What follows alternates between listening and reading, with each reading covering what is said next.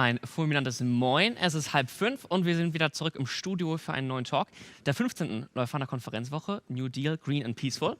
Und das Ganze mache ich natürlich nicht alleine, sondern mit der großartigen Omeima Ghazi. Schön, dass du da bist. Schön, dass ich hier sein darf. Genau. Und heute natürlich wieder möglich, Fragen zu stellen. Und zwar einerseits einfach direkt ins Studio kommen, also über Zoom, das ist vielleicht noch dazu.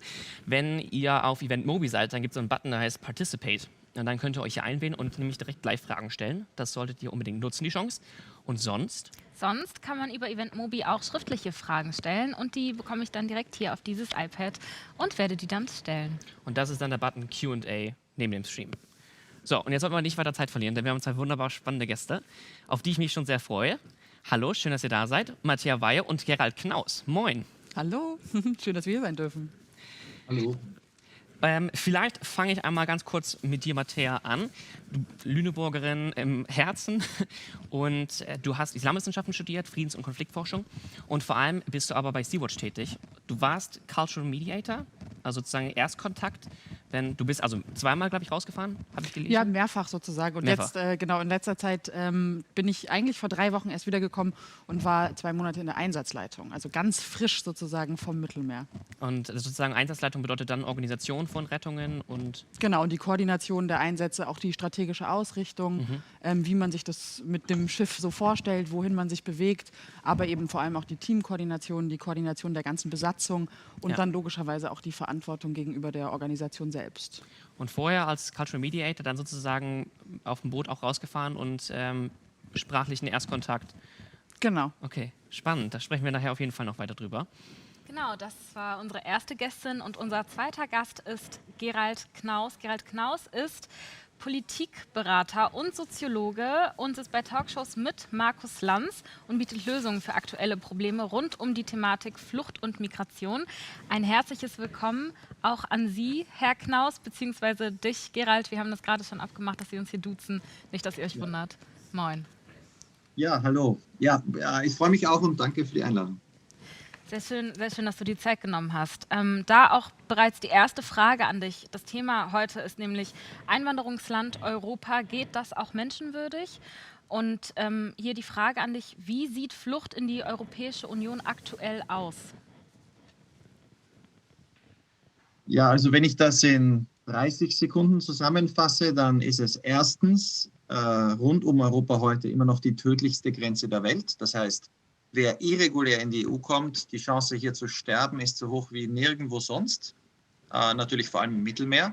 Zweitens werden heute an Europas Außengrenzen zum Teil offen, ohne es zu verstecken, wie in Polen und Ungarn, zum Teil halb offen, wie in Griechenland und Kroatien, systematisch europäisches Recht gebrochen. Also europäisches Recht sagt, was Polizisten machen dürfen an Grenzen und Polizisten bekommen den Auftrag von ihren Innenministerien, das Gegenteil zu machen, nämlich Gewalt anzuwenden, Leute zurückzustoßen, Leute zu misshandeln, um so die irreguläre Migration zu reduzieren. Also wir haben eine tödliche Grenze und wir haben eine Situation der permanenten und politisch gewollten Rechtlosigkeit. Das ist der Stand an den meisten Außengrenzen heute. Matthäa, würdest du damit einhergehen oder wie würdest du gerade die Situation einschätzen? Absolut. Also ich glaube, da können wir uns alle darauf einigen, dass wir derzeit natürlich an allen europäischen Außengrenzen genau das sehen, dass wir dort massivst Menschenrechtsverletzungen wahrnehmen, von denen wir auch wissen. Und das ist ja eben genau das, was gerade eben auch gesagt worden ist. Das Problem ist allerdings, dass wir dagegen nicht vorgehen. Also wir wissen dass an zahlreichen Grenzen eben diese Verletzungen stattfinden, dass wir Politik auch machen auf dem Rücken von Schutzsuchenden. Aber das Problem dabei ist einfach, dass wir keine wirklich adäquaten Lösungswege finden, sondern dass wir weiter Europa als Grenzmauer fiktiv hochziehen wollen. Jetzt hast du gerade eben schon gesagt, auf dem Rücken von Schutzsuchenden. Was heißt das denn konkret? Was sind denn die Konsequenzen dieser real existierenden Grenzen für Geflüchtete aktuell? Also ich glaube, grundsätzlich kann ich nur über die Situation im Mittelmeer natürlich besser sprechen als über die gesamteuropäischen Grenzen. Da kann sicherlich Gerald Knaus noch mehr zu sagen. Aber es ist nun mal so, dass wir einerseits als Akteur im zentralen Mittelmeer zivil agieren. Das heißt, wir sind staatlich unabhängig. Wir sind eine Organisation, die hat sich gegründet, weil Staaten eben rausgegangen sind aus diesen operationellen Einsätzen im zentralen Mittelmeer. Weil europäische Staaten konkret gesagt haben, Seenotrettung ist nicht mehr was wir machen wollen. So, um es mal platt auszudrücken. Das Problem, was wir jetzt sehen, ist, dass die zivile Seenotrettung beispielsweise keinerlei Unterstützung erhält. Aber nicht nur das, sondern dass aktiv diese Seenotrettung blockiert wird. Wir sehen das an Kriminalisierungsfällen von alten Kapitäninnen und Kapitänen, aber auch Menschen, die auf der Flucht sind, die ein Boot gelenkt haben, die dafür einsitzen für unfassbar lange Jahre. Wir sehen das aber auch ganz aktiv im Einsatz. Also wenn ich jetzt zurückblicke auf Januar, wo wir mit über 440 Menschen in den Hafen einfahren sollten, haben wir 7 Tage lang darauf gewartet, einen Hafen zugewiesen zu bekommen. Und wenn man sich das vorstellt, dass man auf einem 50 Meter langen Schiff ist, keine Unterstützung bekommt, grundsätzlich, also weder in finanzieller noch in moralischer Hinsicht der europäischen Mitgliedstaaten und dann eine Woche lang ausharrt mit 446 Menschen. Ich glaube, dann wird einem das Ausmaß erst richtig bewusst, was es bedeutet, direkt auf dem Rücken von Schutzsuchenden solche Politik zu betreiben. Das klingt so ein bisschen, als ob Seerecht über Menschenrecht steht. Naja, Seerecht, daran halten wir uns ja. Also es ist Ja. sozusagen, dementsprechend ist das ja eigentlich das total, eigentlich ist das ja das Verrückte am zentralen Mittelmeer und auch an vielen anderen europäischen Außengrenzen. Wir haben Rechte, wir haben Gesetze, wir haben Akteurinnen und Akteure, die sich innerhalb dieser Rechte und Gesetze bewegen, vollkommen legitim und legal. Wir haben aber auch welche, die diese nach wie vor permanent brechen. Und das ist eben auch das, was Gerald Knaus eben sagte. Und da wird aber einfach hingeschaut. Das ist klar, das sehen wir. Wir haben Kooperationen mit der sogenannten libyschen Küstenwache, die aktiv Rechte verletzen. Und das ist das, was wir als Europa in Kauf nehmen, damit wir eben diese imaginäre Mauer, die sich dort um diesen Kontinent dreht, einfach weiter hochhalten können. Jetzt hat Mattea Weihe schon von der imaginären Mauer gesprochen, Herr Knaus oder beziehungsweise Gerald. Wie würdest du denn sagen, wie hat sich diese Mauer etabliert und welches Klima hat geherrscht, damit diese imaginäre Mauer überhaupt gebaut werden konnte? Ja, die Mauer ist ja nicht imaginär. Also die Zahl der Menschen, die kommen, ist ja dadurch auf etwa 100.000 im Jahr in den letzten 4 Jahren reduziert worden. Und im Falle Griechenlands in den letzten 2 Jahren, seit Griechenland alle Restriktionen aufgegeben hat und sich an überhaupt kein Flüchtlingsrecht mehr hält, ist die Zahl drastisch gesunken. Also seit Griechenland und die Türkei gar nicht mehr kooperieren, also das war im März 2020 und Griechenland Pushbacks macht, ist die Zahl der Menschen, die kommen, auf 4.000, 5.000 im Jahr gefallen. Das heißt, diese Mauer ist real. Und das ist ja das Problem. Die meisten europäischen Regierungen sehen, dass diese Methoden funktionieren.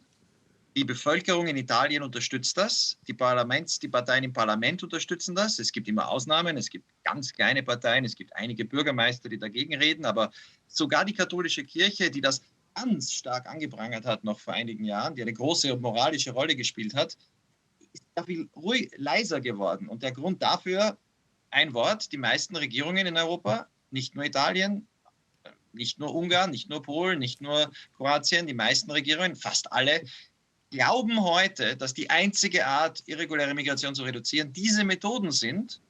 Und daher kritisieren sie sich nicht. Und wenn es zu einem Gericht kommt und ein Gericht ein Urteil spricht, wie der Europäische Menschenrechtsgerichtshof oder der Europäische Gerichtshof, dann werden diese Urteile, die ja die Regierungen dann umsetzen müssen, nicht umgesetzt. Das heißt, wir sind derzeit eigentlich an einer Wand. Mehr Berichte über das, was passiert, bewirken keine Veränderung. Mehr Gerichtsurteile bewirken keine Veränderung, weil die einfach nicht umgesetzt werden. Weil Regierungen in Europa glauben, nur so lassen sich Grenzen oder irreguläre Migration reduzieren und weil das die Mehrheit der Bevölkerung in Italien, in Ungarn, in Kroatien und in den meisten Ländern Europas eben will. Und da sind wir in der Falle. Und so ändert sich, es wird eigentlich jetzt wieder schlechter. Es sind im letzten Jahr mehr Leute gestorben als vor 3 Jahren. Es werden mehr Leute nach Libyen zurückgebracht im letzten Jahr als vor 2 Jahren. Also wir sind derzeit in einer Abwärtsspirale. Das heißt, da gibt es überhaupt keinen Gestaltungsraum, wie Grenzen, also wird überhaupt darüber debattiert, wie Grenzen aussehen können oder wie sie sein sollten oder was es für Grenzen geben kann? Sollte, muss, nicht? Also ich will jetzt nicht mit, also das Ziel von meinen Kollegen und mir ist es ja zu versuchen, Dinge zu verändern. Also wir sind ja jetzt keine Akademiker, wir beschreiben das nicht, wir sind auch keine Journalisten, wir versuchen Vorschläge zu machen und Politiker zu überzeugen. Und es gibt das, natürlich haben wir auch Hoffnungen und Strategien und eine Strategie liegt heute in Deutschland. Also der Koalitionsvertrag der Ampel hat eine klare Strategie, das zu ändern. Die Schwierigkeit ist, Deutschland liegt nicht am Mittelmeer, das heißt, Deutschland muss Italien überzeugen. Und jetzt die Frage, glaube ich, für die Diskussion oder für eine Lösung muss sein, was wünschen wir uns von der deutschen Innenministerin Nancy Faeser, dass sie überzeugen kann, dass sie damit die italienische Innenministerin und Regierung überzeugt, Frau Lamorgese, dass Italien zusammen mit Malta, die 2 Mittelmeerländer im zentralen Mittelmeer, die bei der EU sind, gemeinsam etwas anders machen. Also welche Strategie braucht Deutschland, um den Koalitionsvertrag umzusetzen? Da steht drinnen, es soll keine illegalen Zurückweisungen geben, die Seenotrettung soll wieder belebt werden, aufgebaut werden, es sollen keine Menschen sterben. Gut, das sind gute Ziele, aber wie überzeugt Frau Faeser, Frau Lamorgese, und das heißt die deutsche Regierung, die italienische Regierung, das zu erreichen? Und diese Frage, die müssen wir jetzt diskutieren, denn ansonsten, wenn das nicht gelingt, dann haben wir in Deutschland Debatten, aber dann passiert im Mittelmeer nichts. Ich habe die Frage direkt mal zurückgeschrieben, dass wir auf die nachher nochmal zurückkommen und schauen, ob jetzt die nächste Stunde wir der Lösung da schon mal ein bisschen näher kommen. Genau, jetzt hast du gerade eben schon ganz oft die Frage nach dem Wie gestellt und die würde ich dir gerne auch einmal zurückstellen. Und zwar hast du vorgeschlagen, dass die geordnete Abschiebung in kooperierende Länder, die eine Versorgung sicherstellen, ein Teil der Lösung sein kann. Und es ist die Frage, wie genau können wir diese Versorgung sicherstellen? Also ich gehe von 3 Dingen aus. Das erste ist, wir können nicht mehr mit Libyen kooperieren, denn in Libyen werden Menschen misshandelt seit Jahren. Das wissen wir. Italien kooperiert dennoch mit Libyen. 3 verschiedene Regierungen tun es, weil ihnen nichts Besseres einfällt. Aber es gibt eine Alternative. Die Alternative muss sein, keine Kooperation mit Libyen, Seenotrettung, aber, und das wäre nicht gegen das Flüchtlingsrecht, wenn es gelingen würde, die gerettet werden, in ein Land zu bringen, wo ihre Menschenwürde gesichert ist und wo sie einen Asylantrag stellen könnten. So, welches Land gäbe es da? Wenn wir ein Angebot machen würden, einem Land wie Tunesien, das derzeit die Flüchtlingskonvention nicht anwendet, um das ganz klar zu sagen, weil es kein Interesse hat, dass Leute zurückgebracht werden. Wenn die Europäische Union Tunesien anbietet, dass Tunesien das erste Land Afrikas wird mit Visafreiheit für seine Bürger und Bürgerinnen, dass Tunesier reisen können, das sind übrigens die größte Gruppe, die derzeit in die Boote steigt, das sind Tunesier. Die würden nicht in die Boote steigen, wenn sie wie 1990 visafrei reisen dürften. Und ist das utopisch? Nein. Ganz Südamerika außer Kuba hat visafreies Reisen nach Europa. Die Ukraine hat, wie wir jetzt sehen, und das ist extrem wichtig, visafreies Reisen nach Europa. Der Balkan, Moldau, Georgien, warum nicht auch Tunesien? Also unser Vorschlag ist, die deutsche Innenministerin reist nach Italien und sagt, warum machen wir nicht Tunesien ein Angebot? Ein Angebot, das so attraktiv ist für die tunesischen Bürger und Bürgerinnen, dass sie visafreies Reisen wieder bekommen könnten, dass sie aber dafür auch kooperieren bei Seenotrettung und Leute mit uns gemeinsam. Und das Ziel ist dadurch, die irreguläre Migration stark zu reduzieren, denn die meisten Menschen, die in den letzten 2 Jahren in Boote gestiegen sind, sind aus Tunesien, Ägypten und Bangladesch. Da sind die Anerkennungsquoten als Flüchtlinge extrem niedrig. Und wenn es gelingt, Menschen aus Tunesien, Ägypten und Bangladesch davon abzuhalten, in diese Boote zu steigen, und wir dafür, das ist dann das Zweite, was wir der Innenministerin vorschlagen, Resettlement ausbauen. Wir brauchen mehr legale Wege. Wir müssen, Deutschland sollte es so machen wie Kanada, viel mehr Menschen aufnehmen. Dann hätten wir eine Strategie, wo wir legale Bewegung für Nordafrikaner, und das sollte ein Modell sein für andere, ausbauen. Weniger Menschen steigen in die Boote und weniger Menschen sterben. Und Seenotrettung soll gefördert werden, damit noch weniger Menschen, die man retten kann, ums Leben kommen.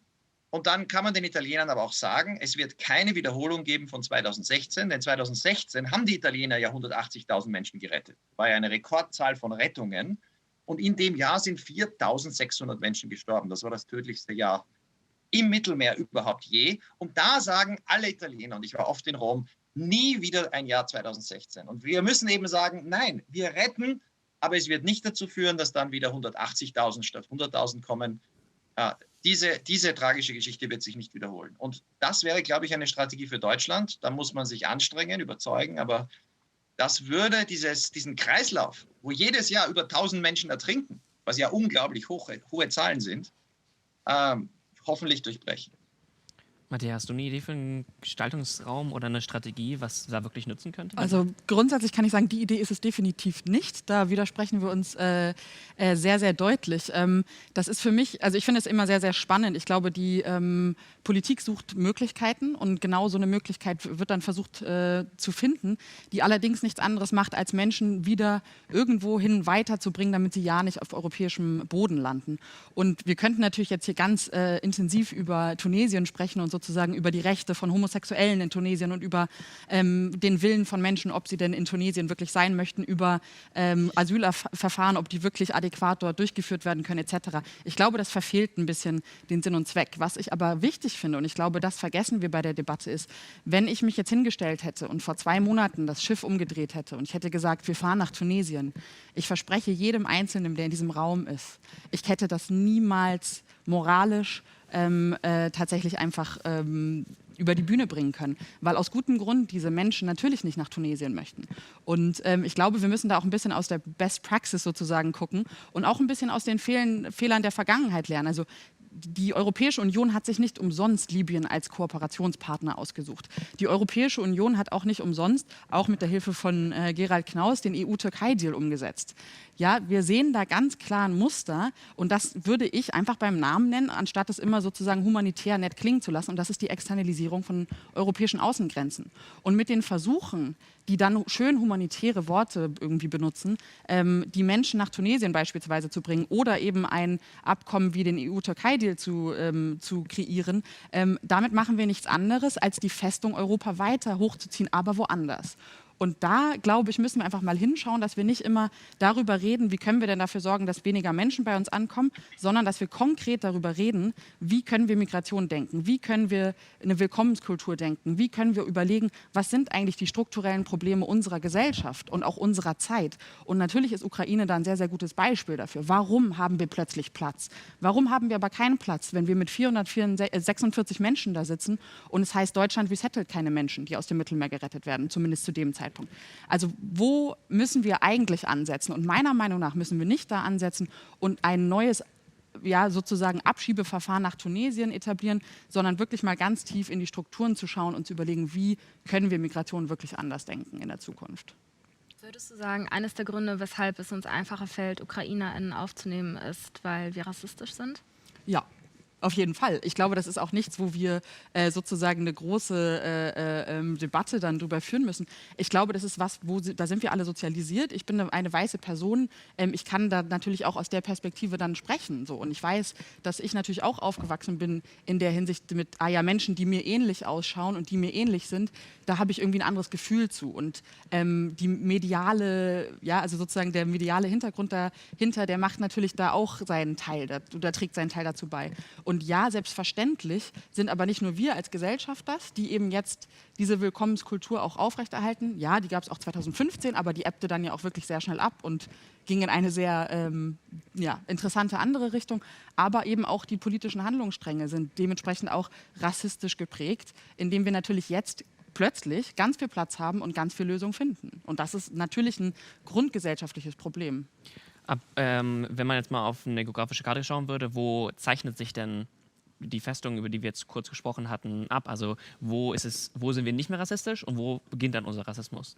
Das, glaube ich, ist was sehr Individuelles. Das würde ich auch nicht so unbedingt wagen zu bezeichnen. Ich glaube, ich finde es interessant, tatsächlich mal geografisch sich zu überlegen, wo beginnt denn die Grenze Europas? Und wenn wir uns zum Beispiel dann auch nach Nordafrika bewegen, wie wir es ja gerade auch schon geografisch getan haben, dann müssen wir aber nicht nur nach Libyen schauen. Wir müssen nicht nur nach Tunesien oder Marokko schauen, sondern auch südlich. Wir können uns den Niger angucken und können uns überlegen, da wurde 2016 ein Gesetz erlassen, was es sozusagen verbietet, internationale MigrantInnen nördlich von Agadez zu transportieren. Das ist ein Gesetz, was erlassen worden ist auf Druck der Europäischen Union, auf Druck der deutschen Partnerinnen und Partner, die gesagt haben, ihr kriegt ein bisschen Geld, Niger, ein Entwicklungsland, ein sogenanntes, dementsprechend agiert ihr denen auch dann unseren Interessen. Und da wird ja schon versucht, sogenannte illegalisierte oder irreguläre, wie man sie dann auch immer bezeichnen möchte, Migration zu stoppen. Und da, finde ich, müssen wir auch ansetzen. Und da müssen wir den Finger drauf zeigen und sagen, halt, Moment. Also wir können nicht immer nur über europäische Politik innerhalb Europas sprechen, sondern über die Auswirkungen weit darüber hinaus. Jetzt hast du gerade schon von irregulärer Migration gesprochen. Das tust du auch, Gerald. Jetzt wäre meine Frage, wie sieht reguläre Migration aus und kann es die überhaupt geben? Also muss Migration nicht eigentlich immer irregulär ablaufen?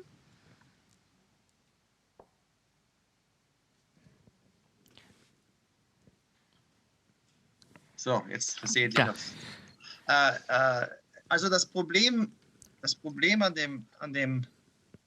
an dem Ansatz wir können nicht mit Tunesien reden oder wir sollen mit niemandem reden, ist, dass also ich lese einfach vor, Koalitionsvertrag der Ampel.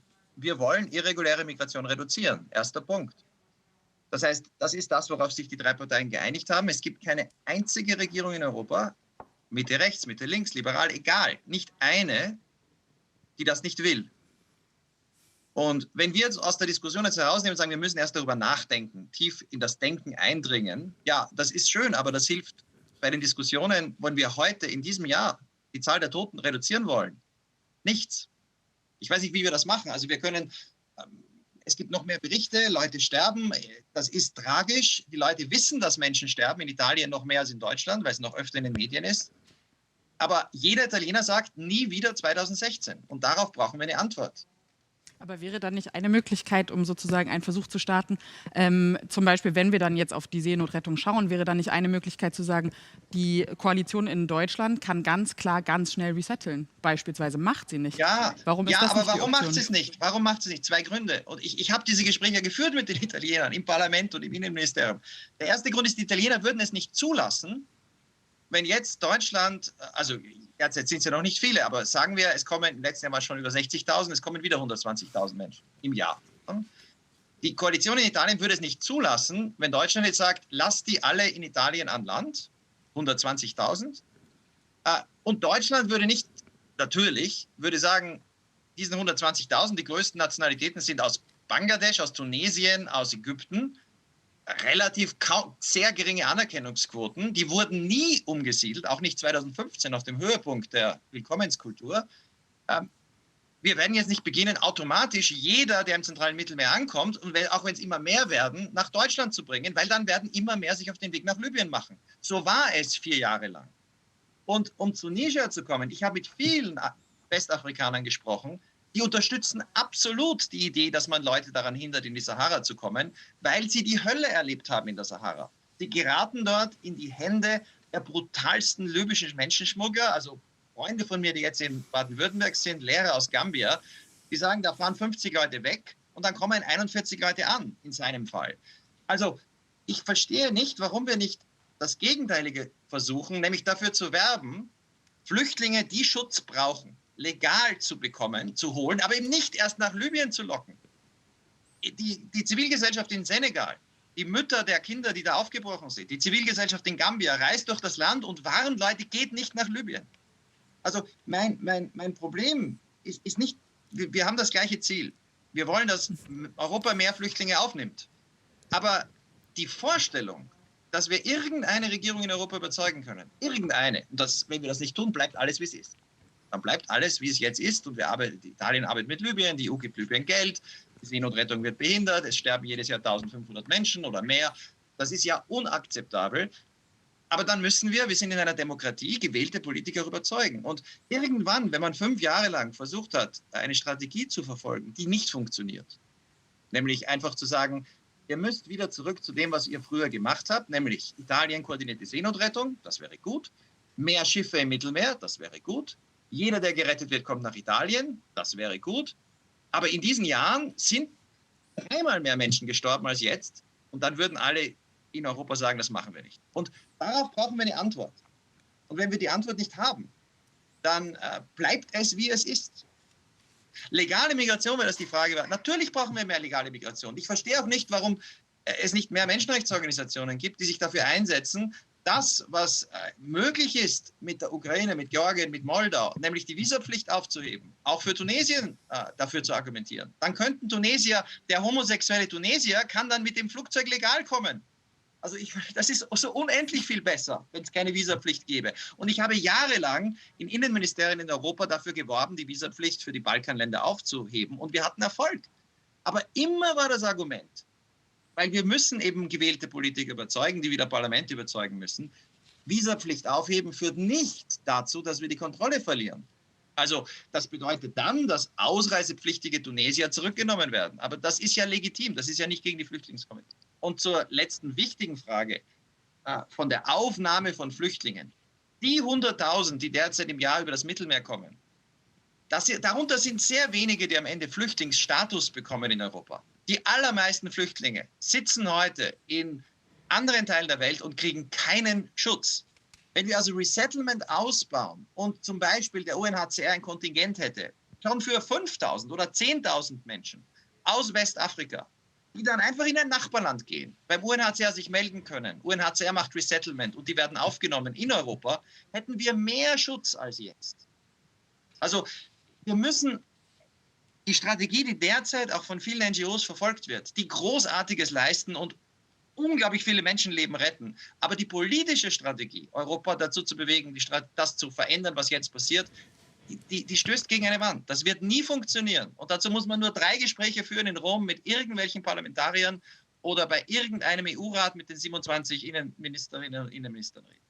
Und würdest du sagen, das ist dann jetzt eine Frage der Zeit, dass wir einfach da auf die Zeit spielen und dass sich dann das irgendwann schon lösen wird? Oder? Nein, es wird schlimmer. Also die Strategie, die wir derzeit machen, ist eine, die tötet. Also es sterben unglaublich viele Menschen. Es ist aber auch ein Problem, dass sich die Europäer und Europäerinnen daran gewöhnen.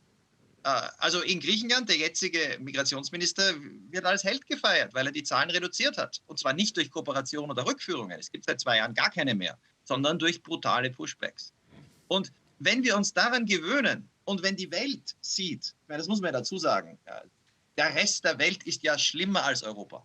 Also wenn man sich ansieht, wo kommen Leute und bekommen Flüchtlingsstatus. In den 4 Milliarden Menschen, die in Asien leben, gibt es außer Neuseeland und Australien kein Land, das Flüchtlingsstatus vergibt. Ja? Also Amerika hat im letzten Jahr 1 Million Menschen nach Mexiko zurückgestoßen, ohne Verfahren. Es ist nicht so, dass es außerhalb von Europas besser ist. Wenn die Europäer sich daran gewöhnen, an das, was wir jetzt machen, dann ist nicht nur in Europa die Flüchtlingskonvention tot, sondern der ganze Rest der Welt sagt dann, naja, großartig, die Europäer, die immer über Menschenrechte reden, sind ja genauso schlimm. Warum sollen wir es dann tun? Und das ist eine Abwärtsspirale, wo dann am Ende nichts übrig bleibt. Also deswegen glaube ich, ist es so wichtig zu zeigen, es gibt Alternativen. Es ist nicht das Gleiche, jemanden nach Tunesien zu bringen, wenn es dort ein Verfahren gäbe. Und der UNHCR könnte das organisieren. Der macht seit Jahrzehnten Verfahren in Malaysia oder in Indonesien für Asylsuchende. Es ist nicht das Gleiche, jemanden zu retten, schnell und nach Tunesien für ein Verfahren zu bringen, als jemanden nicht zu retten, was jetzt oft passiert, weil wir rufen die libysche Küstenwache an und die kommt dann nicht. Das ist ja fürchterlich. Oder zu retten und nach Libyen zu bringen. Und das waren im letzten Jahr 32.000.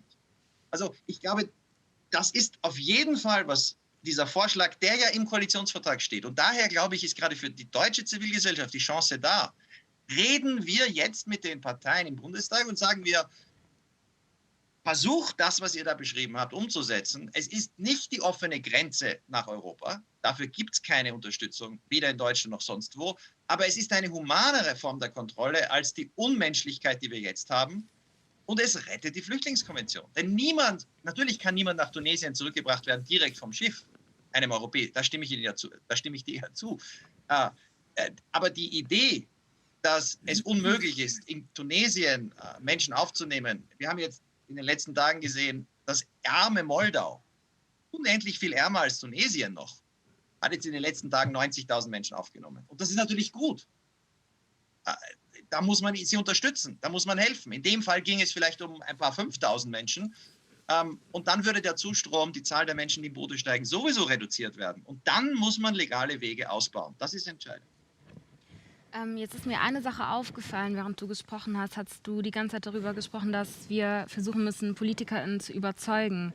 Und ich stelle mir gerade so die Frage, warum müssen wir Menschen, die sich eigentlich verpflichten dazu, die Rechte und Gesetze, die sie selber mit aufgestellt haben, warum müssen wir diese Menschen überzeugen, sich an genau diese Gesetze zu halten?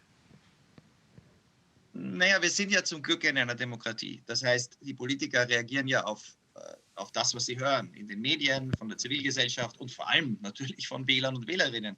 Und in Deutschland ist ja ein Paradies für diese Diskussion. So viel Zivilgesellschaft, die sich für Flüchtlinge einsetzt, Flüchtlingshilfsgruppen, Seenotretter, Private, die spenden, Städte, die Leute aufnehmen. Wie in Deutschland gibt es ja in wenigen Ländern der Welt. Also das ist ja eine wirklich gute Umgebung für eine offene und faire Debatte. Und wenn man dann aber in den Wahlkreisen, im Wahlkampf, bei den Diskussionen dabei ist, dann sieht man, die meisten Menschen haben Empathie, wollen nicht, dass Menschen sterben, Aber niemand würde akzeptieren, dass die Alternative wäre zu sagen, wir heben die Visapflicht für alle Afrikaner auf. Ja, ich habe nichts dagegen. Aber wir müssen es, wenn wir es nicht mal für Tunesien schaffen, dann schaffen wir es auch sicherlich nicht für Senegal. Also beginnen wir mal mit einem Land. Ich bin total dafür, je mehr legale Wege es gibt, je mehr Resettlement wir haben, desto besser. Aber warum ist denn die Visapflicht damit verbunden, dass ein Land dann unsere Drecksarbeit machen muss, auf gut Deutsch? Warum ist es dann letzten Endes was Tunesien? ist die Drecksarbeit? Na, die Drecksarbeit in dem Falle ist, dass man dort dann erstmal die Gesamtstrukturen etabliert, dass man sich an die Struktur des UNHCRs und der Differenz zwischen Migrant und Flüchtling auf gut Deutsch, dass man sich an diesen Sachen festhält und sagt, alles klar, wir müssen quasi diese Arbeit in Italien nicht machen, sondern machen sie in Tunesien, was ist aber theoretisch ja genau das Gleiche am Ende ist. Also ob wir nun in Italien Asylverfahren durchführen und Asylstati feststellen oder nicht, oder ob wir das in Tunesien tun, da stellt sich für mich so ein bisschen die Frage, weil es dann einfacher ist, Menschen zurückzubringen in ihre Herkunftsländer, weil klar ist, dass sie keine Staaten bekommen. Aber Achtung, das ist ja so ein bisschen die Frage, wo wir tatsächlich auch einfach gucken müssen, an wen geben wir welche Aufgaben ab. Und wenn es darum geht, Visafreiheit zu erreichen, das ist ja eine ganz andere Debatte meiner Meinung nach, dann lasst uns das gerne probieren mit Tunesien. Bin ich die Erste, die sagt, Visafreiheit, let's go. Aber natürlich ist das ja immer im Gegenzug mit einer bestimmten Aufgabe. Und diese Aufgabe, da frage ich mich, warum wir das dann wieder abschieben an ein Land, was möglichst weit weg von Europa ist. Ja, aber das, was du als Drecksarbeit bezeichnet hast, ist ein Asylsystem. Also die Unterscheidung zwischen Flüchtlingen und Nichtflüchtlingen ist, was die Genfer Flüchtlingskonvention, die wir retten wollen, vorsieht. Jemand, der kein Anrecht auf Schutz hat, hat kein Recht, in die EU zu kommen. Das ist die Flüchtlingskonvention, die Rechten, ein Viktor Orban will das aufheben. Der sagt keine Unterscheidungen mehr. Er will sie alle zurückstoßen. Aber das ist ja der Fortschritt der Zivilisation, dass wir heute sagen, wir wollen Asylsysteme haben, die diese Unterscheidung treffen. Und wenn jemand Schutz braucht, in einem fairen Asylverfahren, dann soll diese Person auch bleiben dürfen, egal um wen es sich handelt. Also, dass mehr Länder der Welt in der Lage sind, diese großartige Flüchtlingskonvention, diese Idee anzuwenden, dass es auch in Tunesien und Marokko und Malaysia und Indonesien, so wie in Deutschland und Schweden Asylsysteme bräuchte, das ist doch was Gutes. Und die Frage ist doch nur, wird das mit dem Ziel gemacht, dass niemand mehr nach Europa kommt?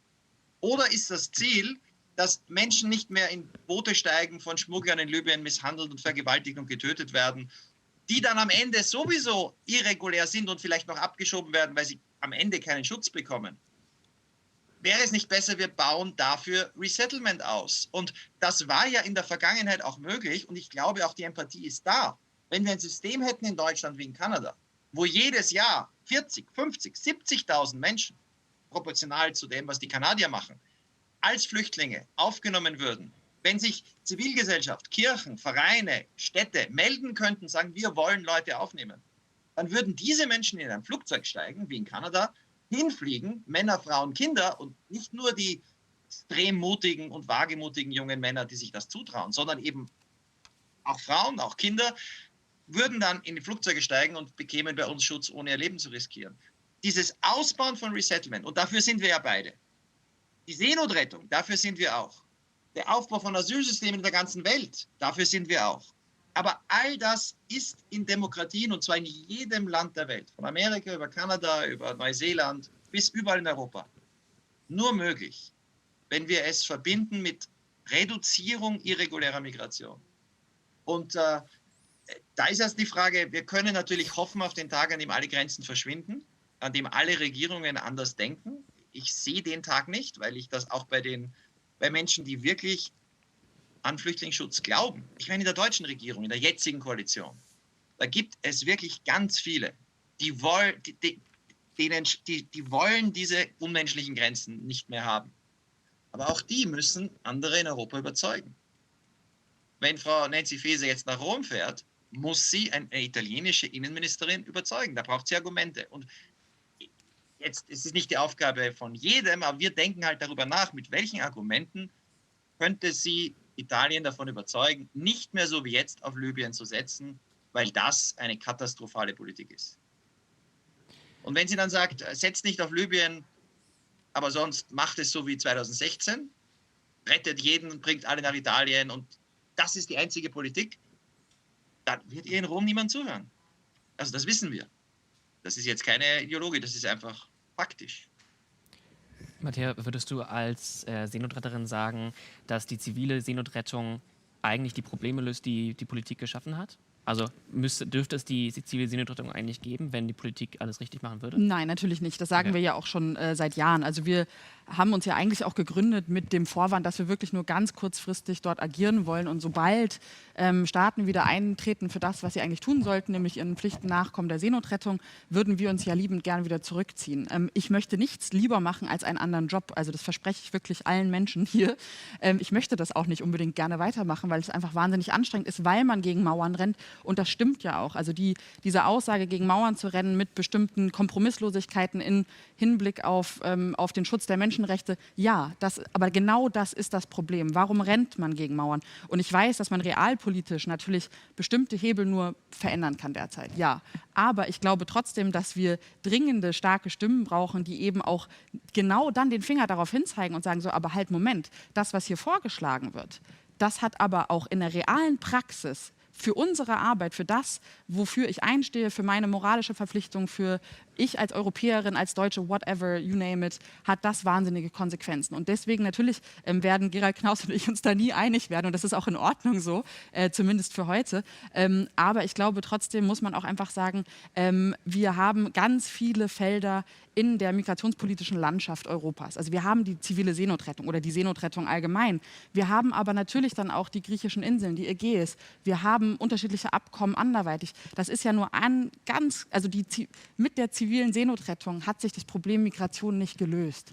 Was wir da machen, ist eine Symptombekämpfung. Es ist sozusagen die große Krankheit eines rassistischen Europas, was dafür sorgen möchte, Menschen nicht nach Europa zu bringen. Und ich glaube, wir müssen einfach lernen, damit auch umzugehen und damit tatsächlich auch ein bisschen sensibler umzugehen, weil wir das immer wieder gesehen haben. Also ich war maßgeblich an den zivilen Evakuierungen in Kabul beteiligt. Und was wir da gesehen haben, sind widerliche Ausdrücke wie 2015 darf sich nicht wiederholen. In diesem Flugzeug dürfen keine Afghaninnen und Afghanen mitfliegen. Ja, das sind alles Ausdrücke, die natürlich realpolitisch dann eine Auswirkung haben, weil diese Menschen in der Realpolitik sitzen. Ja, wir hatten noch eine andere Regierung, das stimmt, aber sozusagen den Hoffnungsträger jetzt auf diese Regierung zu setzen, würde ich auch erstmal abwarten und denen erstmal ein bisschen Zeit geben. Aber ich glaube, diese Sachen, also wir dürfen nicht vergessen, dass in der Realpolitik auch ein Gewissen, dass wir da natürlich auch gegen ankämpfen müssen und dass wir uns nicht hinstellen können und sagen, so, wir machen das jetzt hier einfach. Ja, wir sind alle für sichere und legale Fluchtwege, aber auch wirklich nur die es verdient haben.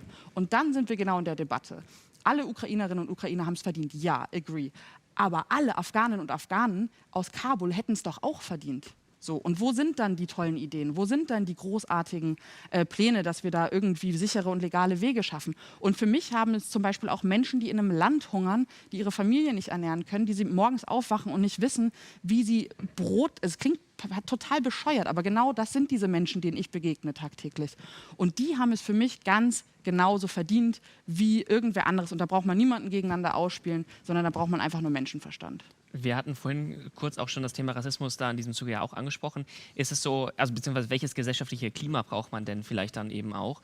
Wenn ich mir jetzt überlege, letzte Woche sind, also überall sind ja Podcasts, alle Medien sind ja wirklich gerade nur, auch zum großen Teil natürlich zu Recht, mit dem Krieg beschäftigt gerade. Aber welches gesellschaftliche Klima braucht man dann eben auch, um zum Beispiel von Afghanen und Afghanerinnen, von denen du eben gesprochen hast, dieselben Menschenrechte geltend machen zu können? Ja, das ist immer so die große Frage. Das ist, glaube ich, die Mammutaufgabe unserer Zeit. Also ich glaube einerseits ich habe wahnsinnige Hoffnung in die junge Generation. Ich glaube, was da passiert, ist was extrem Wertvolles, ist wo wir auch tatsächlich einfach die Stimmen abgeben müssen. Dass jetzt so wahnsinnig viele junge Leute im Bundestag sind, ist toll. Gleichzeitig muss man da auch gucken, dass die weiter radikal und progressiv bleiben und sich sozusagen nicht da so ein bisschen verwässern lassen. Aber ich glaube auch, dass wir quasi nochmal einen anderen Blick auf zivilgesellschaftliche Akteurinnen und Akteure brauchen. Und ja, Politikberatung ist wichtig und ja, realpolitische Handlungen sind wichtig. Definitiv. So funktioniert unsere Welt, das ist das System, in dem wir leben.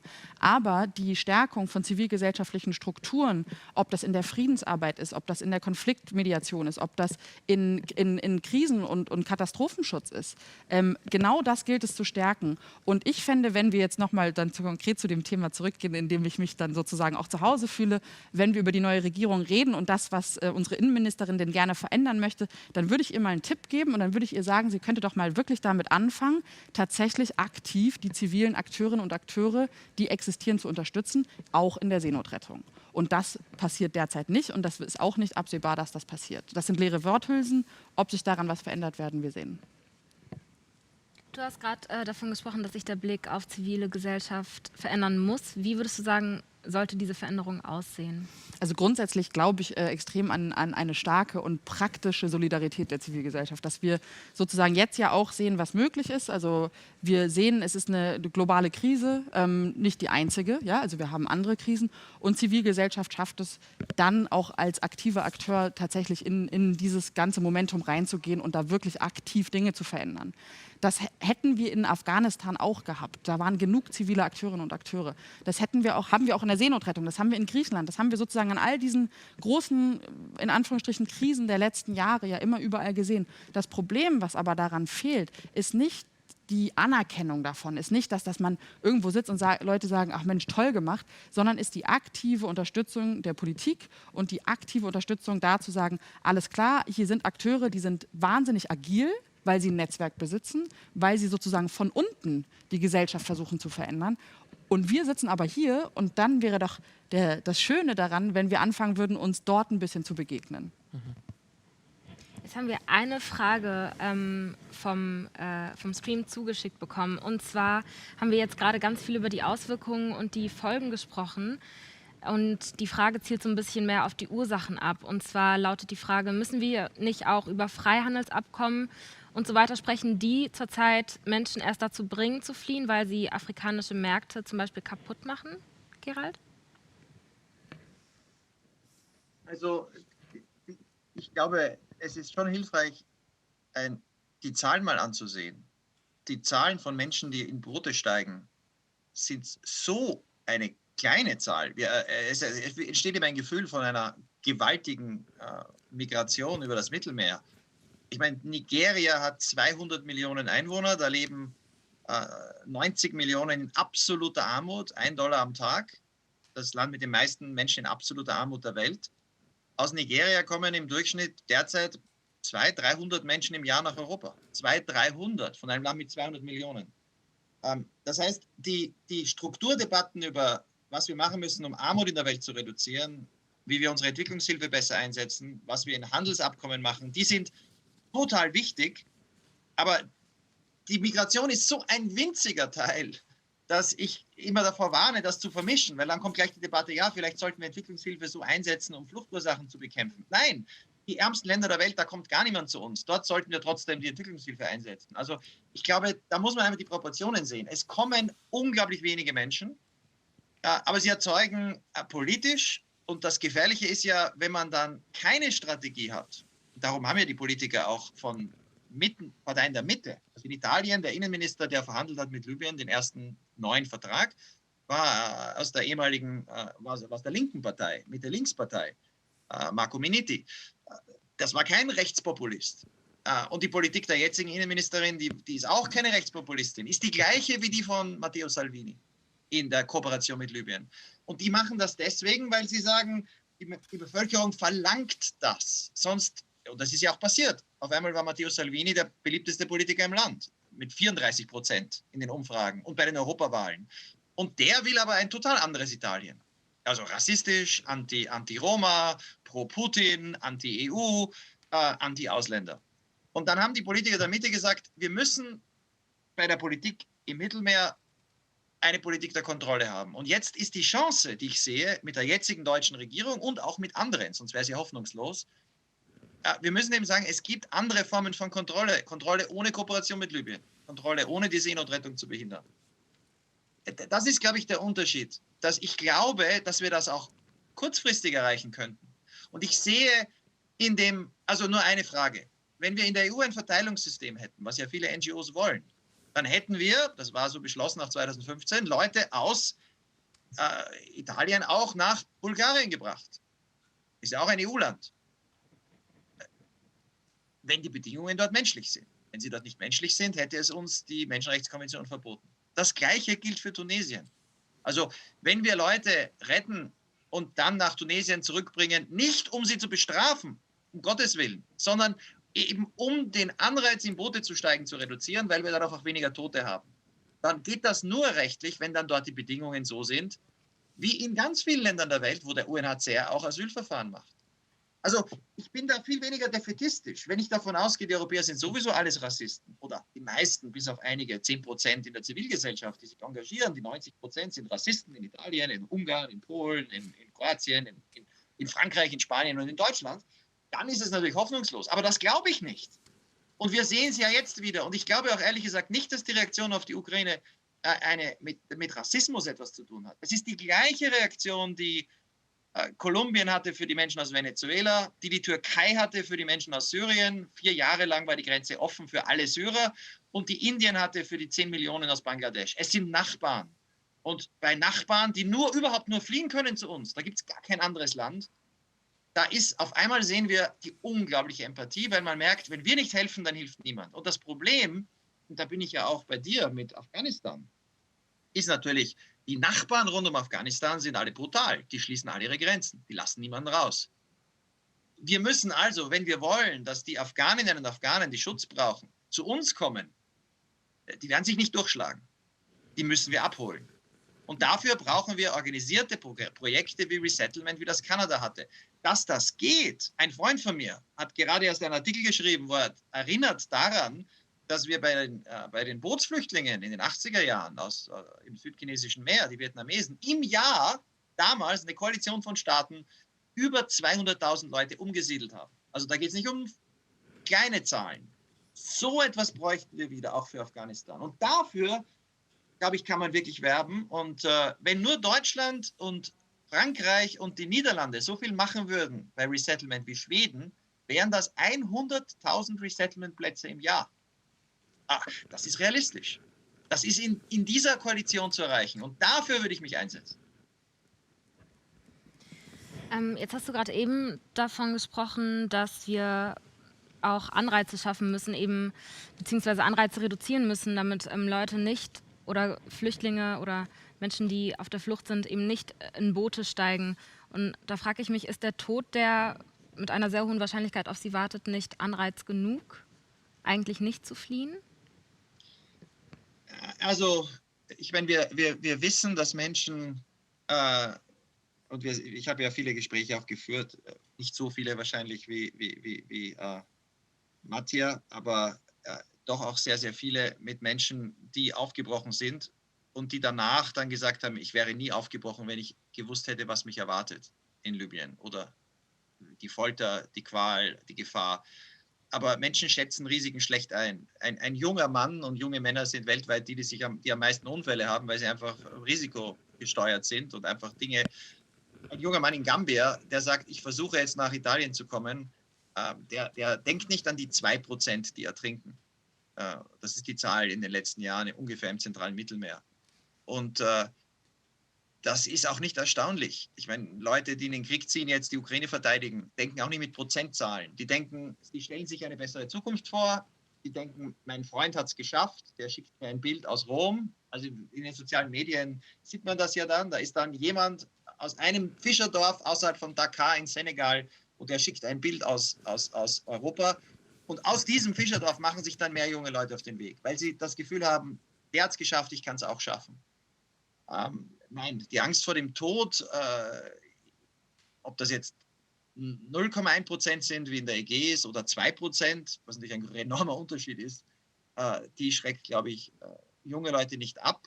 Und dazu kommt, aber jetzt haben wir das Problem, die meisten dieser Leute werden dann in Europa am Ende nicht als Flüchtlinge anerkannt. Diese Tunesier, das sind kaum Leute darunter, die, ja, also der Homosexuelle, der verfolgt würde, oder der Journalist, die Journalistin, die Aktivistin.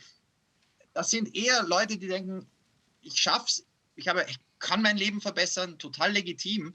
Die werden aber dann abgelehnt und die enden dann in Europa auch in einer schlechten Situation. Wenn wir da legale Wege öffnen würden, auch Arbeitsmigration öffnen würden für Tunesier wie für den Balkan, da kann jeder, der einen Job in Europa findet, legal nach Deutschland kommen. Dann könnten wir arbeiten. Und ja, die Gefahr allein, auch die Aussicht auf, die Leute glauben es nicht, weil die Bilder, die sie auch von ihren Freunden in den sozialen Medien sehen, ich kenne Afghanen, deren Facebook-Seite, die sind mutig, die haben es geschafft, das war schwierig in Deutschland. Auch von Anfang an haben sie nur Bilder gezeigt, hier ich vor dem Trevi-Brunnen, hier ich vor dem Kölner Dom, weil sie natürlich auch zeigen wollen, ich habe es geschafft. Und diese Bilder wecken eine Sehnsucht, vollkommen verständlich, die Leute dazu führt, lebensgefährliche Risiken auf sich zu nehmen. Ich glaube aber, dass wir eine Sache in der Diskussion vergessen und dann, ich würde nur einmal auf einen ganz kleinen Punkt noch mal kurz da einmal ansetzen. Bitte. Also ich glaube, da, was ich jetzt so ein bisschen durchhöre, ist, dass wir da Libyen als Land definieren, das ausschließlich ein Land ist, wo Menschen sich auf den Weg machen nach Europa. Allerdings vergessen wir komplett die historische Verwurzelung Libyens als Arbeitermigrationsland, als ein Land, was als eines der wenigen Länder in Nordafrika tatsächlich über einen langen Zeitraum Arbeitsplätze geschaffen hat, auch für zirkuläre, reguläre Migration. Um regelmäßige Migration, wo zum Beispiel Niger und Nigerinnen immer wieder zirkulär nach Libyen migrieren. Das heißt, dass dann aber sozusagen dieses Argument, dass Menschen nur nach Libyen gehen, um sich auf die Boote zu setzen, das hinkt da einerseits, weil wir uns natürlich auch die Zahlen angucken müssen, wie viel Prozente dieser Menschen, die letzten Endes auf die Boote sich setzen und wie viele Prozent von Ausländerinnen und Ausländern in Libyen haben wir eigentlich. Und auch mit den Leuten, mit denen man spricht. Ich möchte nicht ich habe mit dem und dem gesprochen, aber interessant ist schon, dass viele Menschen sagen, mein Ziel war nie Europa. Mein Ziel war, für meine Familie Essen zu beschaffen. Mein Ziel war, Einkommen zu bekommen. Ich habe meinen Bruder, meinen Cousin in Libyen, der kennt den, der kennt den, der kennt den. So, diese Struktur sozusagen, jahrelange Tradition, absolut etwas, was Menschen seit Jahren eben dort machen. Die sind nach Libyen gegangen, haben dort gearbeitet. Teilweise sind es Leute, die seit 5 Jahren in Libyen waren und sind dann in die Strukturen von eben kriminellen Milizen, was eben erzählt worden ist, von Menschen, die sie ausbeuten, über Versklavung können wir sprechen, etc., sind in diese Strukturen reingekommen und sehen als Ausweg dann sozusagen dieses Land zu verlassen. Und das auch über den Seeweg. Und dann ist wirklich der Tod oder das Leben erstmal vollkommen egal. Und dann kommen eben diese Zitate wie, ich würde lieber sterben, als nach Libyen zurückzukehren. Und diese Menschen werden aber nach wie vor, auch in der Zukunft, auch wenn wir ein ganz tolles Abkommen mit Tunesien haben werden die nach Libyen migrieren, weil sie dort Arbeit finden und Arbeit suchen. Und sie werden aber auch versuchen, aus Libyen wieder rauszukommen, auch über den Seeweg. Und dann möchte ich gerne die Lösung dafür haben, was machen wir denn mit den Leuten, die aus Libyen losziehen, sich mitten im Meer befinden und dann tatsächlich irgendwie Staaten kommen, italienische Kriegsschiffe, oder wie stellen wir uns das vor, und die Menschen zurückbringen nach Tunesien? Also das ist für mich eine Frage, wo ich das Gefühl habe, vielleicht müssen man da dann irgendwann auch noch mal ein bisschen in Tiefe diskutieren. Vielleicht ist das auch nicht der richtige Rahmen hier. Nee, aber das kann man, ich meine, das muss man natürlich dann im Detail und konkret diskutieren, wie das funktioniert. Ich meine, die Tatsache ist, dass ja im Jahr Italien bringt einige tausend Menschen nach Tunesien zurück. Jedes Jahr. Tunesier nach einem Asylverfahren oder wenn sie keinen Asylantrag stellen. Das Ziel muss sein, eine Botschaft zu senden. Und wenn Leute in Boote steigen, die Schutz brauchen, und die Idee ist ja natürlich nicht, dass niemand mehr nach Libyen zurückgeschickt wird. Da sind wir auf der gleichen Linie. Das Zynische ist ja, jetzt haben wir eine Politik, wo die Europäische Union beobachtet, welche Boote sind da, dann wird das kommuniziert an die libysche Küstenwache. Und wenn nicht Sea-Watch oder CI oder SOS Mediterranee früher dort ist, dann ist die libysche Küstenwache dort und bringt sie zurück nach Libyen. Das ist die Realität heute. Das ist eine Katastrophe. Also Leuten zu helfen, aus Libyen rauszukommen, das ist eine gute Sache. Allerdings ist auch, wie dir ja viele sicher auch erzählt haben, wie auch mir, das Problem ist natürlich, wenn Leute raus wollen, zurück durch die Sahara mit Schmugglern kommt niemand. Ja. Das heißt, da ist es aber auch sinnvoll, wie das der IOM gemacht hat, Leute aus Libyen zu evakuieren. Also es wurden Tausende Gambier, die in Libyen gestrandet waren, nach Gambia zurückgebracht. Das hat aber auch den Effekt gehabt, dass diese Gambier ihren Landsleuten gesagt haben, geht nicht nach Libyen. Denn es ist tatsächlich die traditionellen Arbeitsländer, also die am meisten in Libyen arbeiten, die großen Gruppen der Gastarbeiter, die du angesprochen hast, die sind aus Niger, aus Tschad und aus Ägypten. Die sind aber also in absoluten Zahlen, ein winziger Teil von denen ist in den Booten. Also die allermeisten gehen nicht in Boote. Und Menschen aus Bangladesch sollten nicht über Libyen versuchen, nach Europa zu kommen. Das ist total absurd, weil es eben diese ganzen Toten, dieses ganze Leid erzeugt. Aber die Frage ist ja jetzt ganz konkret, was könnten wir tun, dass im Jahr 2023 oder 2024 nicht mehr 1000 Menschen im Mittelmeer trinken, wie in jedem Jahr, seit die Zahlen gezählt werden, ohne dass wir mit Libyen zusammenarbeiten. Also wenn ich nur diese 2 Ziele definiere, schneller retten, weniger Tote und nicht mehr mit Libyen zusammenzuarbeiten. Und wenn wir eine Lösung finden, die das erreicht, dann ist das vielleicht eine Lösung, die manchen nicht gefällt, weil sie bedeutet immer noch, dass Leute nicht automatisch nach Europa kommen. Aber wäre sie nicht besser, als was wir jetzt haben? Und vor allem, wenn sie erreichbar wäre, wäre das nicht wert, daran jetzt zu arbeiten? Geht die Frage an mich? Na gut, dann. Also natürlich, wie gesagt, ich glaube, wir einigen uns auf sehr, sehr viele Dinge, selbstverständlich.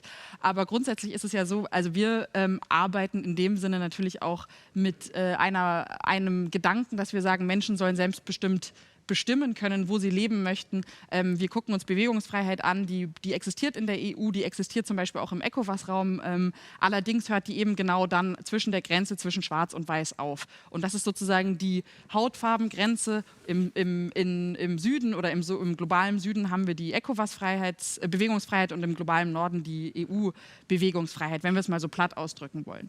Und meine Lösung wäre natürlich, diese Kooperation mit der sogenannten libyschen Küstenwache muss definitiv sofort eingestellt werden. Da sind wir uns 100% einig.